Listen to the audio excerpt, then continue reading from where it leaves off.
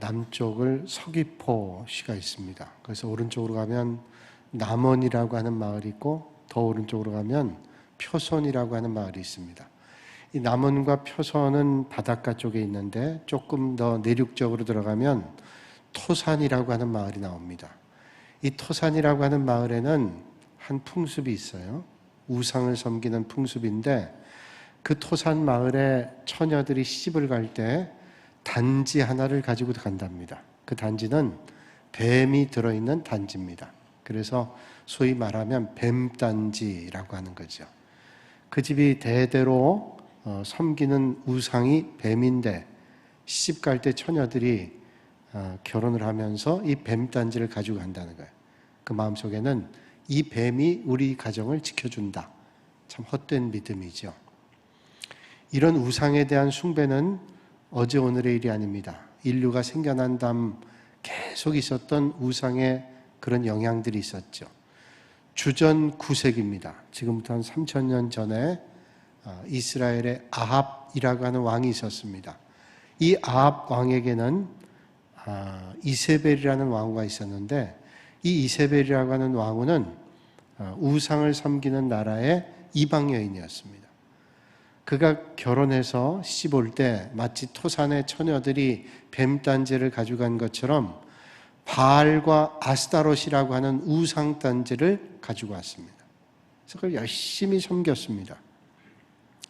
뿐만 아니라 이 아합의 왕후였던 이세벨은 얼마나 간계한 여인이었던지 그리고 얼마나 악독한 여인이었는지 모릅니다.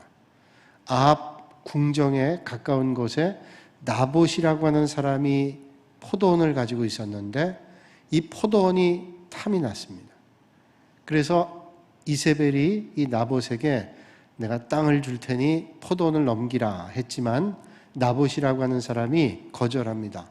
왕후가 청하지만 이 포도원은 조상 때로부터 계속 물려받은 포도원이라 넘겨드릴 수가 없습니다. 이세벨은 그 땅을 뺏기 위해서 죄를 뒤집어 씌워서 이 나봇을 죽게 합니다. 그리고 나봇의 포도원을 빼앗았습니다. 이렇게 악독한 여인이고 잘못된 여인이니 이 사람이 왕으로 있는 동안 사회 부조리나 잘못된 일들이 얼마나 많았겠습니까?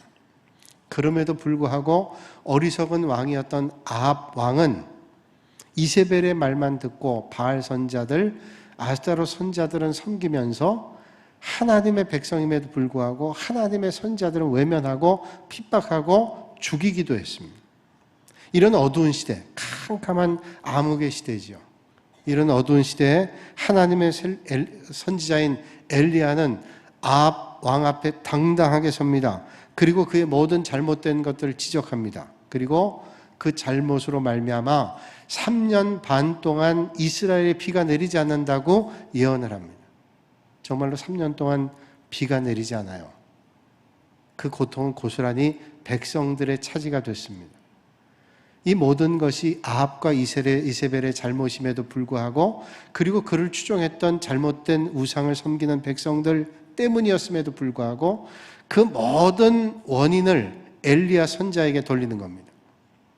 이런 비가 오지 않는 것은 엘리야가 우리를 저주했기 때문이고 그 저주 때문에 비가 내리지 않았다. 그래서 우리가 고통을 받는다라고 하는 책임을 전가합니다.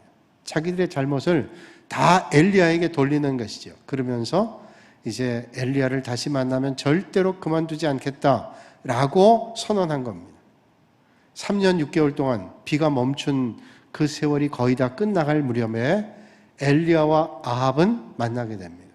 아합이 엘리야에게 이렇게 말하죠. 이스라엘을 괴롭게 하는 자가 너냐? 이렇게 말해요. 이스라엘을 괴롭게 한 자가 너냐? 책임 전가하는 거죠.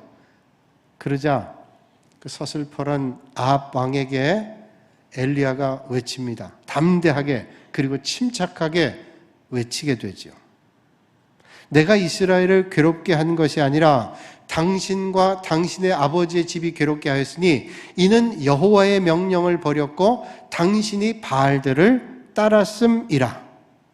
내가 그런 게 아니라 당신이 그런 거다라고 하는 겁니다. 그러면서 말씀을 전합니다.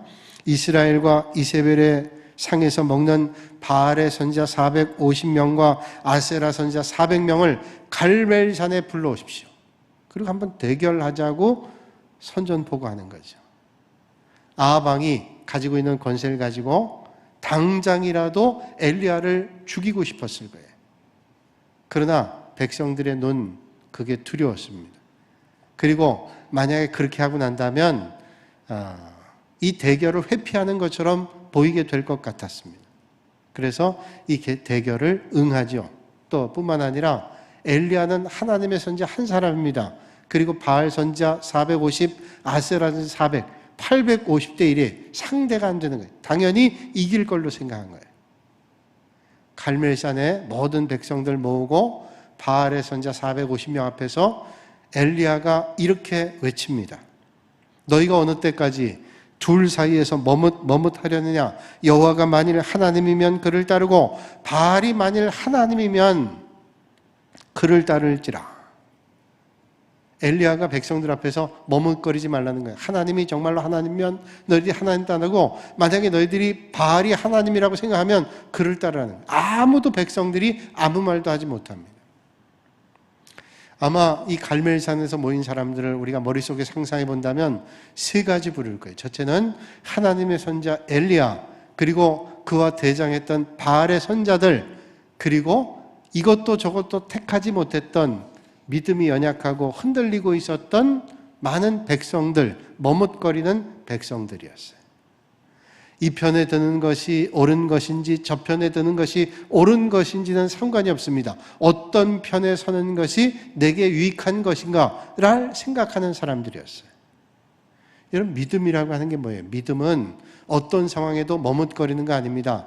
하나님께서 원하시는 게 뭔지, 하나님께서 기뻐하시는 게 뭔지를 생각하며 사는 것이 믿음이지 않겠어요? 이스라엘 백성들 어떤 백성입니까? 하나님께 택함 받은 백성이라고, 하나님을 예배하는 백성이라고 그렇게 했던 백성 아닙니까? 그렇다면 하나님만을 섬겨야 마땅한 백성들이라는 거예요. 그런데 이방신 바알이 이세벨의 권력을 타고 들어왔습니다. 어느덧 이세벨의 영향을 받고 바알의 영향을 받은 사람들이 하나님을 섬긴다고 하면서도 하나님을 섬기는 것보다 바알을 섬기는 사람들이 많아지게 됐다는 거예요. 그런 사람들 향해서 엘리야는 당당하게 선포합니다. 도대체 너희들이 어느 때까지 머뭇거리냐? 오직 참 하나님을 섬겨야 된다라고 선언하고 있는 것입니다. 도대체 언제까지 이런 생활할 거냐? 너희들 보지 않았냐? 3년 6개월 동안 비가 내리지 않은 하나님의 역사를 보지 않았냐? 근데 결단하지 못하는 거예요. 그래서 엘리야는 하나님의 놀라운 역사를 백성들에게, 그리고 우상을 섬기는 사람들에게 보여주고 싶었습니다. 그래서 제안을 하죠. 만약에 참 하나님이 우리의 하나님이고, 그리고 너희들이 섬기는 바알이 참 하나님이라면 틀림없이 너희가 승리할 거다. 그리고 번제단을 쌓고 거기에 송아지를 올려놓고 인위적으로 불을 지피지 않는데, 만약에 불 붙는 곳이 있다면 그 하나님이 진짜 하나님이다. 만약에 우리 하나님이 그렇게 불태운다면, 번제 불을 올린다면 그 하나님이 진짜 하나님이고, 만약에 바알의 단에 불이 오른다면 너희들의 하나님이 진짜다라고 하는 대결을 하게 되는 거죠. 이제 엘리야는 바알 선지자들에게 너희들이 먼저 해보라는 거예요. 아침부터 장작을 쌓아놓고 송아지를 올려놓고 그들이 자기들의 신에게 기도합니다. 바알이여 응답해 주십시오. 바알이여 응답해 주십시오. 그런데 아무 소식이 없는 거예요. 한낮에도 또 부르짖습니다. 바알이여 응답해 주십시오. 바알이여 응답해 주십시오. 응답이 없습니다. 너무 다급하니까 그들의 예배 습관 따라 창과 칼로 자기들의 몸에 피를 흘리면서 절박하게 부르짖어요. 그런데 아무런 소식이 없습니다. 하늘에서 불이 내리기는커녕 번제단의 송아지를 번제로 태우기는커녕 아무런 소식이 없는 것입니다. 이때 하나님의 사람이었던 선지자 엘리야가 이스라엘 백성들을 가까이 오게 하고 제단을 수축하게 합니다. 제단 수축한다는 건 뭐예요? 제단을 정비합니다. 다시 보수합니다. 그리고 거기에다 12돌을 세웁니다. 12돌은 이스라엘의 12지파를 상징합니다. 그리고 물을 4통에다 길어다가 3번을 붓습니다. 그러니까 물통 12번의 물을 제단에다 붓는 거예요. 여러분, 어떤 싸움을 하기로 했어요? 이 제단에 송아지를 올려놓고 아무런 불을 붙이지 않고 불이 붙어서 번제단에 송아지가 태워져 하나님 앞에 올려지면 이 하나님이 진짜라는 거예요. 그러면 건조하게 하고 마르게 해야 되잖아요. 근데 물통을 갖다가 그것도 12번씩 갖다 부었습니다. 축축해지지 않았을까요? 자, 그런데 하나님은 그럼에도 불구하고 역사하시는 참 하나님이라는 확신을 가지고 있었다는 거예요. 세번역 성경으로 오늘 이 사건에 대한 말씀, 오늘 우리가 읽은 본문 앞에 나와 있는 말씀인데 이렇게 말씀합니다. 아브라함과 이삭과 이스라엘을 돌보신 주 하나님 주님께서 이스라엘 하나님이시고 나는 주님의 종이며 내가 오직 주님의 말씀대로만 이 모든 일을 하고 있다는 것을 오늘 저들이 알게 하여 주십시오. 그러니까 엘리야가 하나님 앞에 기도하는 거예요. 하나님께서 진정한 하나님인 것을 저들이 보게 해주십시오. 그리고 하나님 앞에 간절하게 기도했습니다. 주님, 응답해 주십시오. 응답해 주십시오. 그래서 주님께서 만왕의 주님이라는 것을 알게 해주십시오. 그리고 하나님 앞에 부르셨어요. 그런데 보세요. 이 기도가 끝나자마자 하늘에서 여호와의 불이 내려서 번제단에 번제물과 나무와 돌과 흙을 태우고 도랑에 고였던 물까지 정말로 드라이로 마린 것처럼 싹 말려버렸어요. 하나님이 진짜 하나님이 것을 보여주고 있는 거죠. 그렇게 되니까 긴가민가하고 머뭇거렸던 모든 이스라엘 백성들이 하나님이 진짜 하나님이시라는 것을 마음속에 깊이 새기게 되지 않았겠어요? 하나님의 사람 엘리야는 약속한 대로 저들을 처단합니다. 그래서 기손 시내까지 쫓아가서 바알의 선자들을 다 처단하게 됩니다. 그래서 우리는 엘리야 선자를 말할 때 불의 선지자라고 얘기해요. 이런 하나님의 놀라운 역사를 체험했던 불의 선자, 얼마나 용기 있고 당당하고 담대하고 위대한 믿음의 사람이었습니다. 그런데 이 같은 엘리야에게 그 다음날 이세벨이라고 하는 아합 왕의 왕후가 선전포고를 합니다. 네가 바알의 선자들을 다 죽게 만들었냐? 내가 너에게도 똑같은 일을 겪게 해주겠다. 이세벨이 엘리야를 위협하는 거예요. 그래서 그의 종을 보내서 이렇게 말합니다. 내가 내일 이맘때에는 반드시 내 생명을 저 사람들 중 한 사람 생명과 같게 하리라. 그렇게 하지 아니하면 신들이 내게 벌 위에 벌을 내림이 마땅하니라. 한 여인의 말입니다. 물론 악독한 이세벨이라는 여인이었지만 그 말을 했어요. 그런데 바알 선자 450명을 하나님의 불로 다 놀라 죽게 했던 엘리야가 그 말에 두려워서 도망을 갔어요. 얼마나 도망을 갔는지, 얼마나 두려웠는지 앞뒤 가리지 않고 도망갔습니다. 그리고 하나님 앞에 억지를 부리는 거예요. 그 엘리야가 도망가서 쉬었던 곳이 로뎀이라는 곳입니다. 탈진할 대로 탈진하고 지치고 지칠 대로 지친 곳이 로뎀이라는 거예요. 한 로뎀 나무 아래에서 그가 하나님 앞에 이렇게 절규합니다. 투정을 부리고 때를 부립니다. 자기가 죽기를 원하여 이르되 여호와여 넉넉하오니 지금 내 생명을 거두시옵소서. 나는 내 조상들보다 낫지 못하니이다.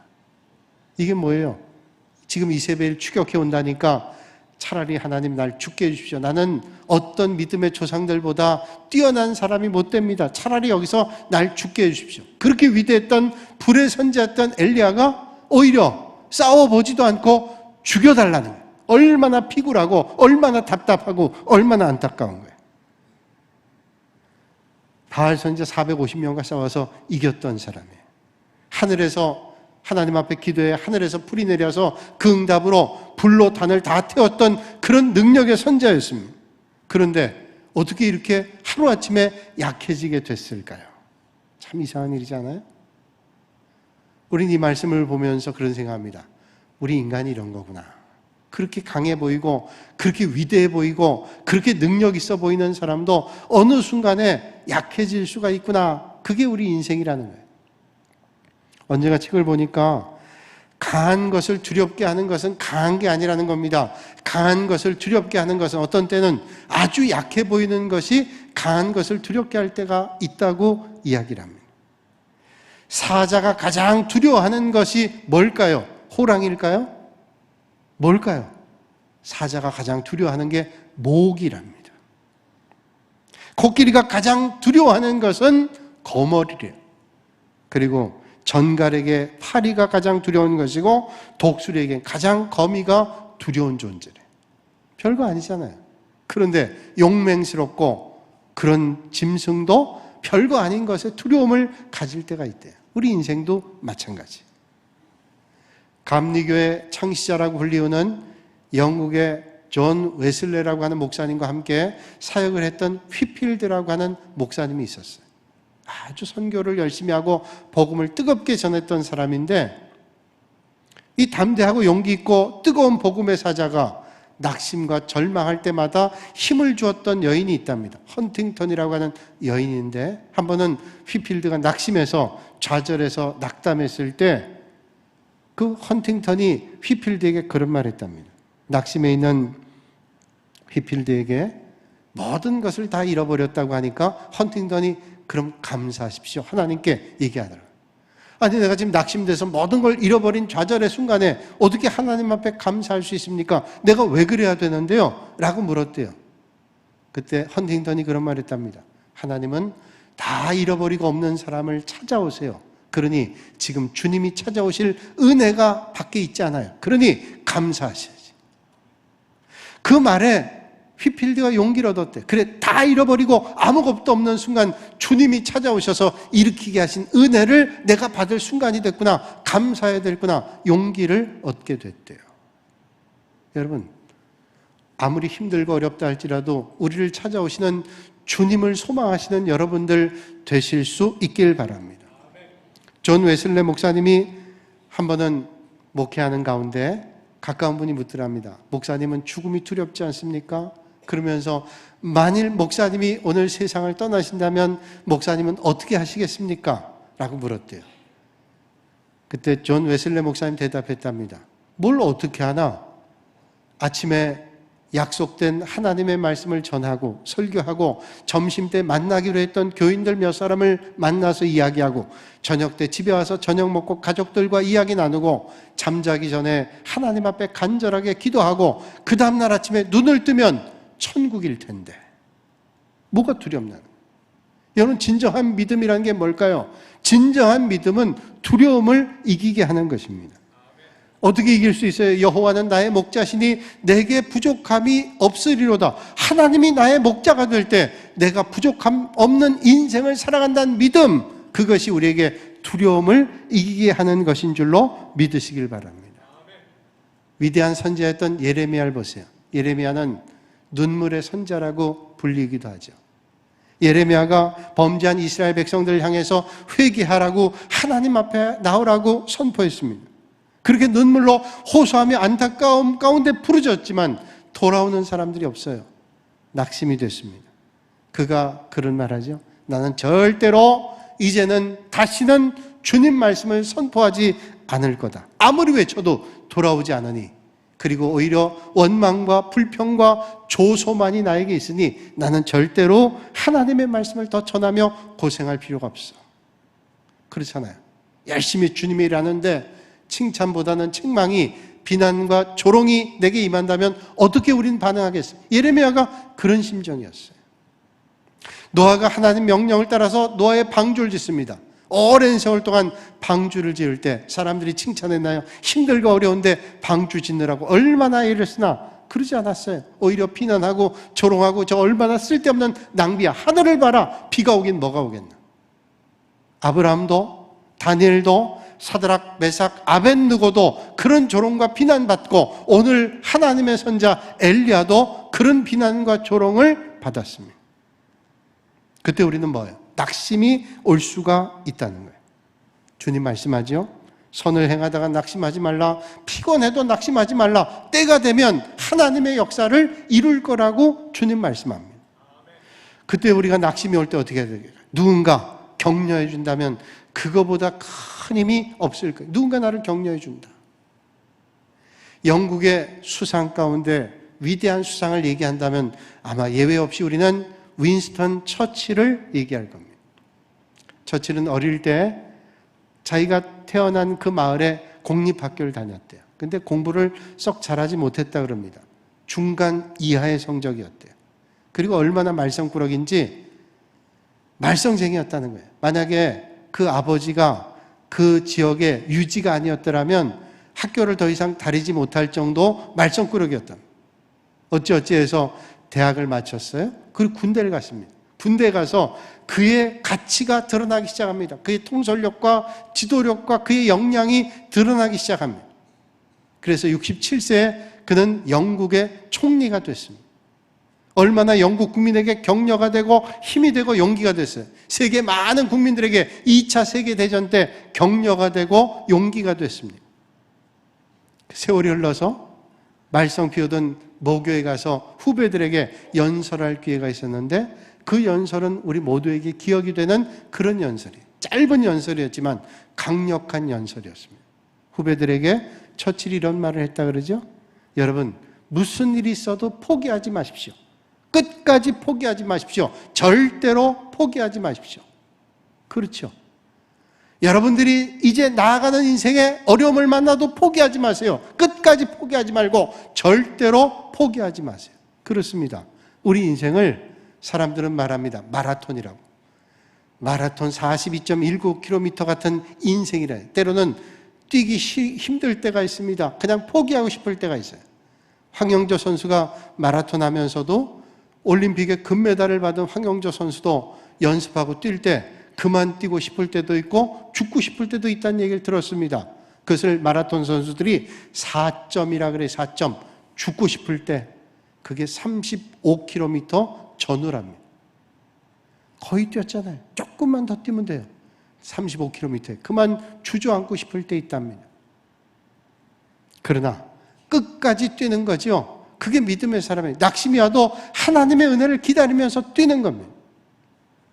한 번은 자기 후배 가운데 한 국회의원이 국회에서 연설을 하게 됐습니다. 처음 연설하니까 얼마나 두렵겠어요. 벌벌 떨면서 연설하는 게 다 보이는 겁니다. 너무 안타까워서 처칠이 메모지 하나에 메모를 해서 건네줬다 그러죠. 연설하다가 처칠의 메모지를 봤습니다. 너는 잘 해낼 거다. 처칠이 메모해 준 거예요. 잘 해낼 거다. 그 위대한 정치가였던 처칠이 격려해주는 그 글을 보고 힘을 냈답니다. 잘 해낼 거라. 여러분, 누군가 여러분이 힘겨운 삶을 살아갈 때 격려해 준다면 얼마나 큰 힘이 될까요? 그런데 세상에 어떤 사람의 격려보다 위대하신 하나님께서 저와 여러분들을 격려해 주신다면 그거보다 큰 힘이 과연 어디 있을까요? 하나님은 천사를 보냅니다. 낙심하고 좌절해 차라리 여기서 죽게 해주십시오 하는 로뎀 나무 아래 엘리야에게 하나님은 떡을 주시고 물 한 병을 주시면서 마시게 해요. 먹게 합니다. 또 쓰러져 잤습니다. 일어나면 또 먹게 하십니다. 몇 번을 먹게 하고 자게 하십니다. 그리고 일어나서 가야 될 길을 가라고 주님 말씀하시죠. 하나님은 우리가 쓰러져 지쳐 넘어질 때마다 우리를 어루만져 주시고 힘을 주셔서 오늘도 이끌어 가시는 분이신 것을 여러분들이 믿으시길 바랍니다. 하나님의 사람도 넘어질 때 있습니다. 쓰러질 때 있습니다. 그러나 주님은 우리를 붙잡아 주셔서 이끌어 주신다는 거예요. 여러분, 믿음의 길 걸어가다가 힘들고 어렵다고 포기하고 넘어지지 말고 그 순간 우리를 붙잡아 주시는 하나님을 기대하며 주님 주시는 능력으로 일으킴받는 여러분들이 되시기를 주님의 이름으로 축복합니다. 오늘도 우리를 주님 붙잡아 주시는 거예요. 엘리야는 오늘 말씀 보니까 강풍이 지나고 지진이 지나고 불이 솟았어요. 근데 이런 것이 지난 다음에 아주 작은 소리가 들리는 겁니다. 엘리야야, 네가 어찌하여 여기 있느냐? 라고 주님이 말씀하시네요. 불 가운데도 아니었습니다. 지진 가운데도 아니었습니다. 그리고 어떤 강한 바람 가운데도 아니었어요. 그게 다 지나고 난 다음에 주님께서 조용히 말씀하시는 거예요. 네가 어찌하여 여기 있느냐? 엘리야가 답답함 가운데 하나님 앞에 토로합니다. 주님, 오직 나만 남았거늘 그들이 내 생명을 찾아 빼앗으려 합니다. 지금 하나님의 선지자는 나밖에 없지 않습니까? 근데 나를 저들이 죽이겠다고 달라붙었습니다. 어떻게 하겠습니까? 하나님께서 조용한 가운데 말씀하세요. 뭐라고 말씀하세요? 하사엘에게 기름 부어 아람의 왕으로 세우고 에우에게 기름 부어 이스라엘 왕으로 세우고 엘리사에게 기름을 부어서 네 뒤를 이어서 하나님의 선지자로 세우라고 말씀해요. 그러면서 너희들이 혼자라고 생각하지만 그렇지 않다는 거예요. 하사엘의 칼을 피하는 자를 예후가 죽일 것이고 예후의 칼을 피하는 자를 엘리사가 죽이리라. 그러면서 말씀하시기를 내가 이스라엘 가운데 7,000명을 남기리니 다 바알에게 무릎 꿇지 아니하고 바알에게 입 맞추지 않는 자다. 엘리야는 낙심하고 절망 가운데 좌절하면서 아무도 없지 않습니까? 했는데 주님 뭐라 그래요? 7,000명 아직도 바알에게 무릎 꿇지 않은 자들이 있다. 너만 혼자가 아니라고 주님 말씀하시는 거예요. 하나님의 음성을 들었던 엘리야가 얼마나 힘을 냈겠어요. 새 힘을 얻었습니다. 누워있던 자리를 박차고 일어났습니다. 여러분, 오늘도 마찬가지. 내가 세상에 지치고 힘들어 쓰러지고 넘어질 때 이젠 모든 것이 끝이라고 포기하고 절망할 때 주님은 아니라고, 너와 함께하는 사람이 있다고 주님 말씀하세요. 무엇보다 하나님께서 함께 하시는 것을 믿으시길 바랍니다. 하나님의 사람에게 함께 하셨던 하나님의 능력이 오늘 우리에게 함께 할 때 여러분 무엇이 부족하고 일어날 수 있는 거예요. 세상이 아무리 컴컴하고 답답하고 어둡게 보여도 하늘을 보세요. 아무리 어두운 날에도 가만 보면, 자세히 보면 별이 한두 개 보여요. 아무것도 없는 거 아닙니다. 어두운 가운데도 이 별을 볼 수 있는 거예요. 강한 바람도 아니고 요란한 지진도 아니고 모든 걸 태워버리는 불이 아니라 할지라도 그것이 지난 다음에 조용한 가운데 들려주시는 하나님의 음성을 들을 수 있다면 그건 복 있는 인생이에요. 사도 바울이 배를 타고 가다 풍랑 만났습니다. 구원의 여망이 없는 캄캄한 칠흑 같은 바다에서 죽음을 기다려야 될 그런 순간이었습니다. 그때 주님께서 말씀하시죠. 바울아, 두려워하지 말라. 내가 가이사 앞에 서야 되겠고 또 하나님께서 너와 함께 항해하는 자들을 다 내게 주셨다. 하나님께서 바울에게 말씀하셨어요. 바울이 그 주님의 음성을 듣고 확신을 가지고 풍랑을 만났지만 절망하지 않고 절망에 있는 백성, 그 배 안에 있는 사람들에게 가서 외쳤습니다. 그러므로 여러분이요, 안심하라. 나는 내게 말씀하신 그대로 되리라고 하나님을 믿노라. 안심하시라. 지금 풍랑이 와서 우리가 빠져 죽을 것 같아도 주님께서 말씀하셨어요. 그러니까 안심하십시오. 하나님의 말씀대로 될 겁니다. 여러분, 오늘 어떤 삶의 자리에 있다 할지라도 여러분에게 말씀하시는 하나님의 음성을 귀담아 들으시고 하나님의 역사를 체험하시는 여러분들이 되시기를 바랍니다. 오늘 우리는 이 땅에 살면서 힘겨울 때 있어요. 그러나 세미한 중에 주님께서 오늘도 말씀하시는 거예요. 어두움 가운데도 주님은 말씀하시는 거예요. 귀를 들을 수 있는 귀를 가지고 있을 때 하나님의 음성을 듣는 거죠. 어떤 아이가 할아버지가 아끼던 회중시계를 받았어요. 할아버지가 죽고 난 다음에 회중시계를 받았는데 아버지가 일하는 공장에 갔다가 그걸 잃어버렸습니다. 아무리 찾아가려고 해도 찾을 수가 없는 거예요. 그래서 혼날 걸 각오하고 아버지에게 얘기했습니다. 아버지, 할아버지가 아끼 하시던 거 나에게 주신 시계를 내가 어디에 떨어뜨렸는데 이게 어디 갔는지는 모르겠어요. 아버지가 그래, 그럼 찾아보자. 너무 주변이 시끄러워가지고 공장 기계가 돌아가는 시계 때문에 그 기계 소리 때문에 시계를 찾을 수 없는 거예요. 그래서 공장 기계를 다 멈추게 하고, 자, 이제 우리가 숨죽이고 조용히 있자. 숨죽이고 조용히 있으니까 그 시끄러웠던 공장이 조용해지는 거예요. 조용해지니까 어디선가 째깍 째깍 소리가 나는 거예요. 그 찾아갔더니 바로 그 밑에 시계가 있는 거예요. 그 시계를 찾아서 이제 아들에게 주면서 아버지가 그런 말을 했어요. 아들아, 세상이 아무리 시끄럽다 할지라도 그때 가만 조용히 한번 있어봐라. 그러면 그 조용한 순간 잃어버렸던 것을 찾을 수 있다. 여러분, 그래요. 아무리 세상이 시끄러운 세상에 우리가 산다 할지라도 때때로 하나님 앞에 조용히 멈춰서 귀를 기울이면 하나님의 음성을 들을 수 있어요. 불 가운데도, 지진 가운데도, 그리고 어떤 바람 가운데도 들려지지 않는 소리가 하나님께 귀를 기울여 집중할 때 하나님의 음성을 오늘 우리는 듣게 될 줄로 믿습니다. 엘리야는 하나님의 세미한 음성을 듣고 힘을 얻고 하나님의 역사 앞에 쓰임받았습니다. 오늘 이 아침에 우리도 세미한 주님의 음성에 귀를 기울여 하나님의 역사하심 앞에 귀하게 쓰임받는 저와 여러분들이 다 되시기를 주님의 이름으로 축원합니다.